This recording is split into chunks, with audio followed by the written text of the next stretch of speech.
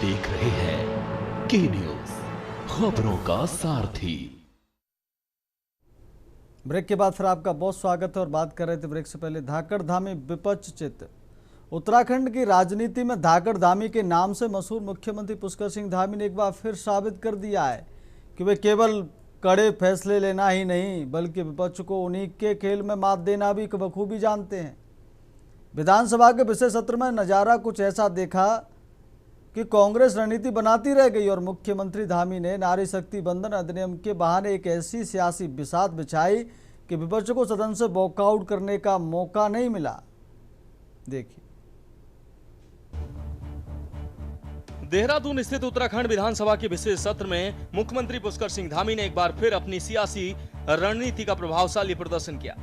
नारी शक्ति वंदन अधिनियम पर हुई चर्चा के दौरान सरकार ने न केवल अपने पक्ष को मजबूती से रखा बल्कि विपक्ष को विशेषकर घेरने में भी सफलता हासिल की। सदन में मुख्यमंत्री धामी ने नारी शक्ति वंदन अधिनियम को महिलाओं के राजनीतिक सशक्तिकरण की दिशा में ऐतिहासिक पहल बताते हुए इसके प्रावधानों को विस्तार से रखा। उन्होंने कहा कि ये कानून देश की लोकतांत्रिक व्यवस्था को अधिक समावेशी और प्रातिनिधिक बनाएगा। उनके मुताबिक लंबे समय से लंबित महिला आरक्षण को लागू करना समय की मांग है और इससे शासन में महिलाओं की भागीदारी मजबूत होगी। बहस के दौरान मुख्यमंत्री ने कांग्रेस और उसके सहयोगी दलों के रुख पर तीखा हमला बोला। उन्होंने आरोप लगाया कि विपक्ष का रुख महिलाओं के हितों के खिलाफ है और यह उनकी दोहरी राजनीति को दर्शाता है। इस दौरान सबसे महत्वपूर्ण घटनाक्रम यह रहा कि विधानसभा में कांग्रेस इस मुद्दे पर वॉकआउट नहीं कर पाई। आमतौर पर विपक्ष वॉकआउट के जरिए अपनी असहमति दर्ज कराता है, लेकिन इस बार सरकार की रणनीति ने उसे ऐसा करने का अवसर ही नहीं दिया। कहीं पर इस नारी शक्ति बंधन अधिनियम को रोकने के लिए तमाम प्रकार की अफवाहें फैलाई गई, झूठी दलीलें दी गई जो तथ्यों से परे थी। कभी प्रक्रिया का हवाला दिया गया, कभी कानूनी तकनीकी अड़चन का ढोंग रचा गया, कभी जनगणना और परिश्रम के नाम पर महिलाओं के अधिकारों को कुचलने की साजिश की गई। महोदय, आज कांग्रेस के हमारे साथियों द्वारा यहां भी उत्तराखंड के अंदर भी झूठ और भ्रम फैलाया जा रहा है और जैसा दिल्ली में बैठे इनके नेताओं ने संसद में महिला आरक्षण का विरोध कर हमारी नारी शक्ति का अधिकार छीनते वक्त किया था। अगर उत्तराखंड विधानसभा में अगर 35 महिलाएं चुनकर अगर यहां आ जाती तो कुल विधायकों की संख्या 105 हो जाती। वहीं दूसरी तरफ सरकार ने कांग्रेस विधायकों की मौजूदगी में ही उनके नकारात्मक रुख की निंदा का प्रस्ताव सदन में पेश कर पारित करा दिया। इस घटनाक्रम ने कांग्रेस को असहज स्थिति में डाल दिया और राजनीतिक रूप से सरकार को बढ़त दिलाई। सत्ता पक्ष ने भी इसे अपनी रणनीतिक जीत के रूप में पेश किया। सत्र में केवल राजनीतिक आरोप प्रत्यारोप ही नहीं हुए बल्कि एक ठोस प्रस्ताव भी सामने आया। उत्तराखंड विधानसभा ने केंद्र सरकार से संसद और राज्य विधानसभाओं में महिलाओं को 33% आरक्षण जल्द लागू करने का औपचारिक अनुरोध किया। इस प्रस्ताव को सर्वसम्मति से पारित किया गया, जिसे महिलाओं की राजनीतिक भागीदारी बढ़ाने की दिशा में अहम कदम माना जा रहा है। कुल मिलाकर इस विशेष सत्र में मुख्यमंत्री पुष्कर सिंह धामी ने आक्रामक और संतुलित राजनीति का संयोजन दिखाया। उन्होंने एक ओर विपक्ष को घेरते हुए राजनीतिक बढ़त हासिल की तो दूसरी ओर महिलाओं के मुद्दे पर ठोस प्रस्ताव लाकर अपनी सरकार की प्रतिबद्धता भी प्रदर्शित की। ये सत्र न केवल राजनीतिक दृष्टि से महत्वपूर्ण रहा बल्कि महिला सशक्तिकरण के एजेंडे को आगे बढ़ाने के लिए भी याद किया जाएगा। देखा जाए तो विधानसभा का यह विशेष सत्र मुख्यमंत्री पुष्कर सिंह धामी के लिए दोहरी जीत जैसा रहा।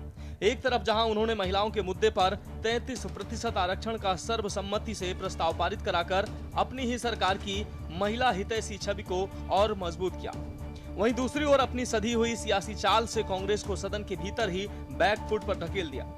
विपक्ष को वॉकआउट तक का मौका न देना और उनकी मौजूदगी में ही उनके खिलाफ निंदा प्रस्ताव पास करा लेना धामी की कुशल संसदीय रणनीति का प्रमाण है। इस सत्र ने स्पष्ट कर दिया है कि आने वाले समय में नारी शक्ति केवल एक मुद्दा नहीं बल्कि उत्तराखंड की राजनीति का केंद्र बिंदु रहने वाली है। अब देखना होगा कि सदन में मिली इस रणनीतिक बढ़त को भाजपा आगामी चुनाव में किस तरह भुनाती है। स्पेशल डेस्क के न्यूज इंडिया।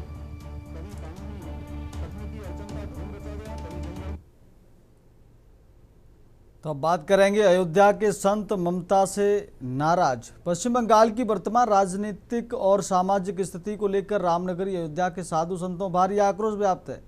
सनातन और अयोध्या के प्रमुख संतों ने ममता बनर्जी सरकार के खिलाफ मोर्चा खोलते हुए कहा कि अब बंगाल में राम राज्य के आगमन का समय आ चुका है। सनातन रक्षक संघ के अध्यक्ष मुकुंद माधव ने बंगाल के हालातों पर तीखा प्रहार करते हुए कहा कि अयोध्या में रामलला के विराजमान होने के साथ ही देश में राम राज्य की शुरुआत हो चुकी है और अगला नंबर बंगाल का है। उन्होंने दावा किया कि बंगाल की जनता अब परिवर्तन के लिए तैयार है। देखिए क्या कहा।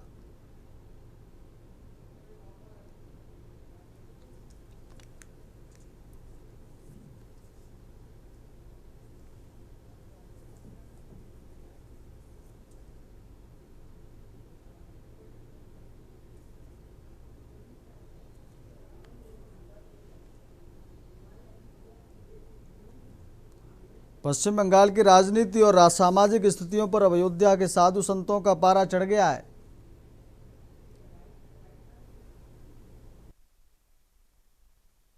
सनातन रक्षक संघ के और अयोध्या के प्रमुख संतों ने ममता बनर्जी सरकार के खिलाफ आर पार की लड़ाई का ऐलान कर दिया है।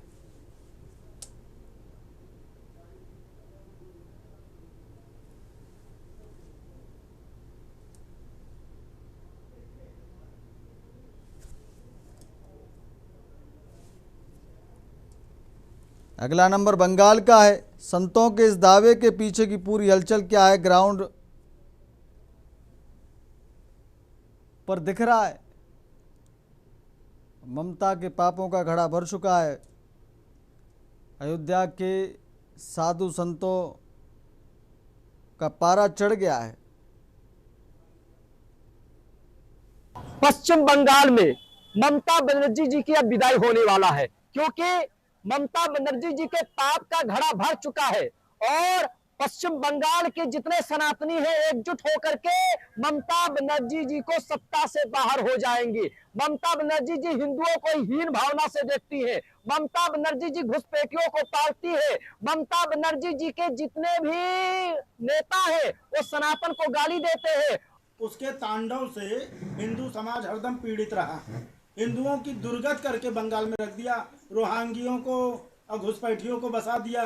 बांग्लादेशी घुसपैठी जिस तरह से बंगाल को, जो बंगाल का भी औद्योगिक नगरी भी थी, क्रांतिकारी नगरी थी और वहाँ पर बड़े बड़े विद्वान और नेता हुए थे जो आज़ादी के समय एक ध्रुवी का काम करती थी, वो बंगाल आज कंगाल हो गया। किसकी देन? ममता बनर्जी की देन।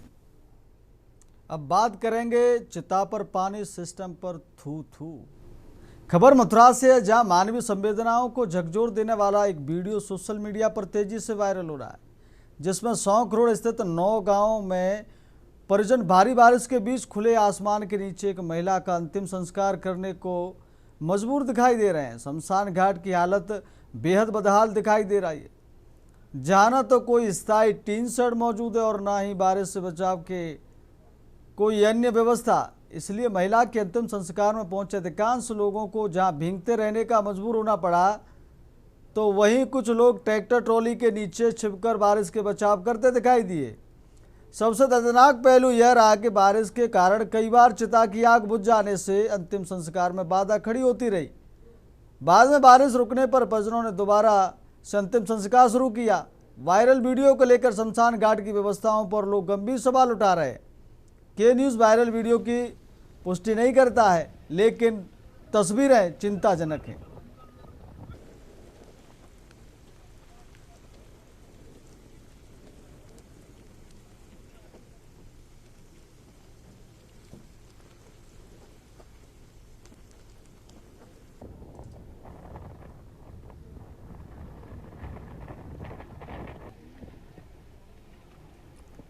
तो ये तस्वीरों आपको नज़र आ रहा है, मानवता को शर्मसार करने वाली ये तस्वीरें हैं।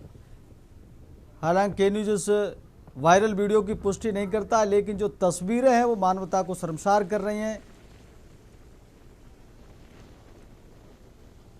अंतिम संस्कार में परिजनों को बार बार चिता को जलाना पड़ रहा है, ढकना पड़ रहा है। ये सिस्टम पर थू थू है। क्या है वहाँ का सिस्टम?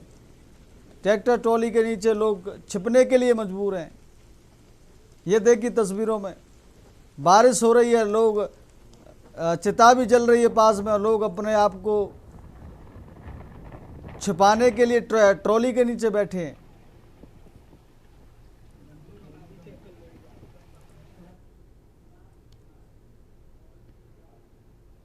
अब बात करेंगे प्रचंड गर्मी दिमाग बीमार। अप्रैल में ही पड़ रही भीषण गर्मी अब लोगों की मानसिक सेहत पर भी असर डालने लगी है। कानपुर में तापमान लगातार 44 डिग्री सेल्सियस के आसपास पहुंच रहा है, जिससे जनजीवन अस्त व्यस्त हो गया है। हैलेट अस्पताल के मानसिक रोग विभाग में इन दिनों मरीजों की संख्या में लगातार बढ़ोतरी देखी जा रही है। विभाग के प्रोफेसर डॉक्टर धनंजय चौधरी के अनुसार गर्मी के चलते ऐसे मरीज ज़्यादा आ रहे हैं जिनमें चिड़चिड़ापन, गुस्सा और टॉलरेंस की कमी साफ तौर पर देखने को मिल रही है। उन्होंने बताया कि अत्यधिक गर्मी का असर सीधे दिमाग और व्यवहार पर पड़ता है, जिससे लोग छोटी छोटी बातों पर नाराज हो जाते हैं और झगड़े की स्थिति तक पहुंच जाते हैं। देखिए क्या करें डॉक्टर। गर्मी ज़्यादा होने से नींद में कमी हो रही है, लोगों को नींद ठीक से आ नहीं रही है। गर्मी उमस कितनी ज़्यादा हो रही है और बहुत ज़्यादा गर्मी होने से आदमी में चिड़चिड़ापन हो जाता है। एक प्रयोग भी करके देखा गया जिसमें गिनी पिग्स थे, उनके डिब्बे में जो है जब तापमान बढ़ाया गया तो वो जितने गिनी पिग उसमें थे वो आपस में लड़ाई करने लगे। तो ये देखा गया है, प्रयोग में भी देखा गया कि जब गर्मी बढ़ती है तो चिड़चिड़ापन और ये वो उग्र जो है स्वभाव हो जाता है लोगों का, जल्दी लड़ाई हो जाती है और नींद भी कम आती है। इसमें बहुत बड़ा एक फैक्टर है। इसमें गर्मी से थोड़ा सा, जब ज़्यादा गर्मी हो दोपहर में 10 से 4 कम निकलें धूप में, पानी बहुत पिएं और ठंडी जगह पे ज़्यादा रहने की कोशिश करें। यदि नहीं है तो भी शरीर का जो है डिहाइड्रेशन कम करना चाहिए, पानी बहुत पीना चाहिए। अब बात करते हैं गोवंश का ध्यान भूसा दान। फिरोजाबाद में भूसा दान अभियान के तहत जिलाधिकारी रमेश रंजन ने वरिष्ठ पुलिस अधीक्षक आदित्य लांगे और मुख्य विकास अधिकारी शत्रुघ्न वैश्य के साथ भूसे से भरी गाड़ियों को हरी झंडी दिखाकर रवाना किया। इस अभियान में प्रगतिशील किसानों और विभिन्न विभागों के सहयोग से 6000 कुंतल से अधिक भूसा एकत्रित किया गया, जिसे गौशालाओं में भेजा जाएगा। जिलाधिकारी ने कहा कि किसानों के सहयोग से यह अभियान सफल रहा और यह गौवंश संरक्षण की दिशा में एक महत्वपूर्ण कदम है। छोटे अंशदान और सामूहिक अंशदान का परिणाम है कि इतनी बड़ी मात्रा में भूसा एकत्रित हो सका है। यह दान को गौवंशों के संरक्षण की दिशा में बड़ा कदम बताया है। देखिए क्या कुछ कह रहे हैं, सुनवाते। देखिए, अभी चूँकि गेहूं की कटाई हुई है और अपने जनपद में काफ़ी सारे प्रगतिशील किसान हैं, उन लोगों से हम लोगों ने अनुरोध किया था कि जो अपने गौशाला चल रहे हैं वहाँ भूसा दान के माध्यम से सब लोग उसमें कंट्रीब्यूट करें। तो काफ़ी सारे प्रगतिशील किसान भी आप देख सकते हैं अलग अलग ब्लॉक से आए हुए हैं। किसी ने 50 क्विंटल, किसी ने 40 क्विंटल, किसी ने 35 क्विंटल दान किया। तो आज लगभग 6000 प्लस क्विंटल अभी लोगों के द्वारा किया गया था। ये ट्रैक्टर के माध्यम जितने अपने गौशाला हैं अलग अलग ग्रामीण क्षेत्रों में और लोकेशन, वहाँ ये भूसा दिया जाएगा। फिलहाल इस बुलेटिन में मेरे साथ इतना ही। देखते रहिए के न्यूज़ इंडिया। नमस्कार।